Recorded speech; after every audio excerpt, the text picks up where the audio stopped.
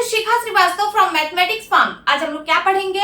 आज हम लोग class 7 chapter 10 that is algebraic expressions में एक्सरसाइज 10.1 का क्वेश्चन नंबर 1 सॉल्व करेंगे। Question is get the algebraic expressions in the following cases using variables, constants and arithmetic operations. ये जो नीचे केसेस गिवन है इससे अलजेब्रिक एक्सप्रेशंस फाइंड करना है वेरिएबल्स, कांस्टेंट्स और अरिथमेटिक ऑपरेशंस का यूज करके। तो वेरिएबल्स, कांस्टेंट्स और अरिथमेटिक ऑपरेशंस क्या होते हैं ये आप लोगों को पता होगा। वेरिएबल को हम लेटर से रिप्रेजेंट करते हैं, जैसे x, y, z, कोई भी लेटर से हम वेरिएबल्स को रिप्रेजेंट करते हैं, ठीक है, एंड सो ऑन। इसकी वैल्यू अननोन होती है, इसकी वैल्यू हमें पता नहीं होती है, ठीक है। वेरिएबल की वैल्यू कोई भी नंबर हो सकता है बट हमें वो नंबर नहीं पता होता है। और कांस्टेंट्स क्या होते हैं? तो कांस्टेंट्स फिक्स्ड नंबर होते हैं, ठीक है। कांस्टेंट्स ऐसे नंबर होते हैं जो अलजेब्रिक एक्सप्रेशंस में चेंज नहीं होते, जैसे 1, 2, 100, ठीक है। एंड अरिथमेटिक ऑपरेशंस, तो 4 अरिथमेटिक ऑपरेशंस होते हैं, कौन कौन से? Plus, minus, multiply and divide.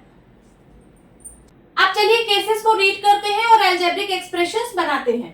तो फर्स्ट केस है subtraction of z from y। y से z को सब्ट्रैक्ट करना है। फ्रॉम मींस होता है से, y से z को सब्ट्रैक्ट करना है, ठीक है।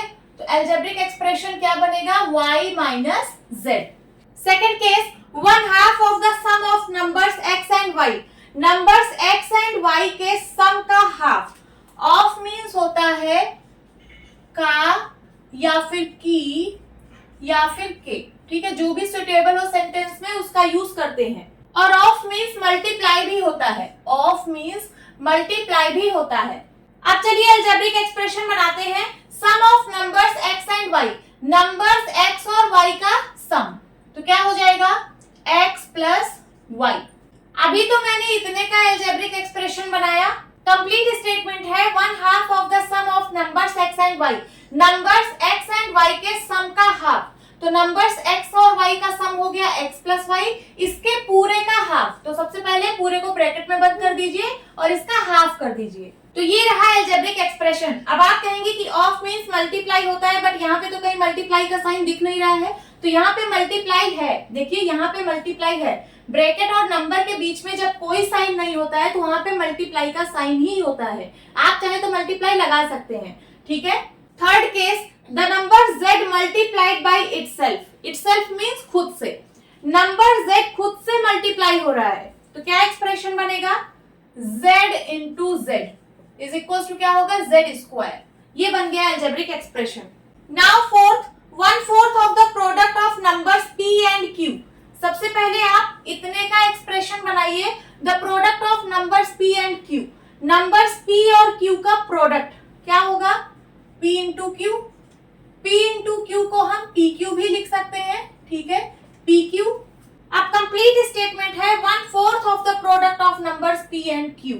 नंबर्स p और q के प्रोडक्ट का 1/4, ठीक है, तो इसका 1/4 कर दीजिए। 1/4 pq, ये रहा आपका अलजेब्रिक एक्सप्रेशन। अब आप लोग कहेंगे कि मैम आपने यहाँ पे ब्रैकेट नहीं लगाया। तो मैंने ब्रैकेट इसलिए नहीं लगाया क्योंकि ये जो pq है ये एक ही टर्म है। अगर आप यहाँ पे ब्रैकेट लगा भी देते हो तब भी आपका गलत नहीं होगा। देखिए 1/4 ब्रैकेट में है pq, ठीक है। जब आप ब्रैकेट ओपन करोगे तो 1/4 pq से मल्टीप्लाई होगा। मैंने बताया था ब्रैकेट और नंबर के बीच में मल्टीप्लाई का साइन होता है। ब्रैकेट ओपन करेंगे तो 1/4 pq से मल्टीप्लाई होगा, क्या हो जाएगा? 1/4 pq, ठीक है। तो चाहे आप ब्रैकेट लगाइए या ना लगाइए यहाँ पे, क्योंकि यहाँ पे pq जो है वो सिर्फ एक ही टर्म है। बट इस केस में यहाँ पे 2 टर्म है, एक टर्म है x और दूसरा टर्म है y। जब आप ब्रैकेट ओपन करोगे तो एक बार 1/2 x से मल्टीप्लाई होगा और एक बार 1/2 y से मल्टीप्लाई होगा, ठीक है। अगर ये ब्रैकेट आप ओपन करते हो तो ये हो जाएगा half x plus half y, क्योंकि यहाँ पे 2 टर्म्स हैं और यहाँ पे सिर्फ एक ही टर्म है। तो ब्रैकेट ओपन करोगे तो यही आंसर आएगा 1/4 pq, okay.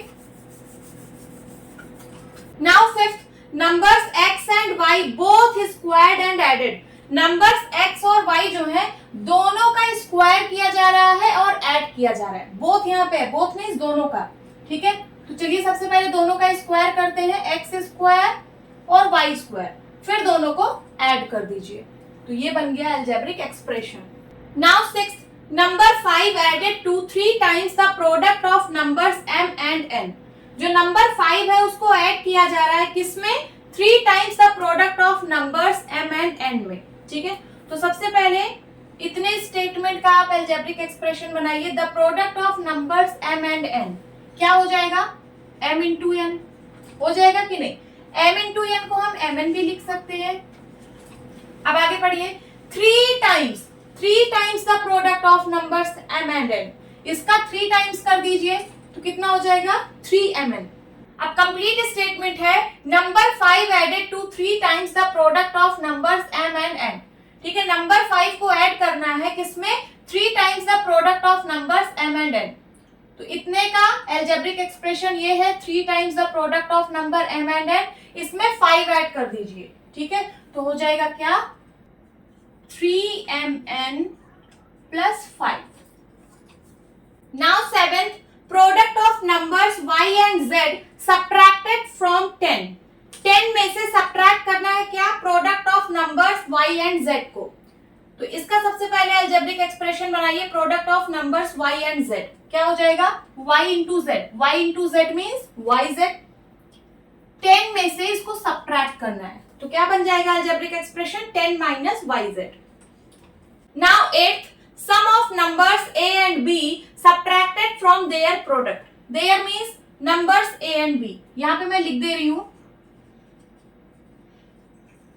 Numbers a and b। Numbers a and b के प्रोडक्ट में से नंबर्स a एंड b के सम को सब्ट्रैक्ट करना है। ठीक है, तो सबसे पहले इसका अलजेब्रिक एक्सप्रेशन बनाते हैं। Sum of numbers a and b क्या हो जाएगा? a plus b। ठीक है, अब नंबर्स a एंड b का प्रोडक्ट क्या होगा? तो होगा a into b। a into b means ab। तो ab में से इसको पूरे को सब्ट्रैक्ट करना है तो सबसे पहले इसको पूरे को ब्रैकेट में बंद करिए और यहाँ पे माइनस का साइन लगा दीजिए। देखिए नंबर्स a और b के प्रोडक्ट में से नंबर्स a और b के सम को मैंने सब्ट्रैक्ट कर दिया। तो ये बन गया आपका algebraic expression. Please note down. Hope students आपकी क्लास अच्छी लगी होगी। मिलती हूँ अपने नेक्स्ट वीडियो में, तब तक के लिए bye bye and take care.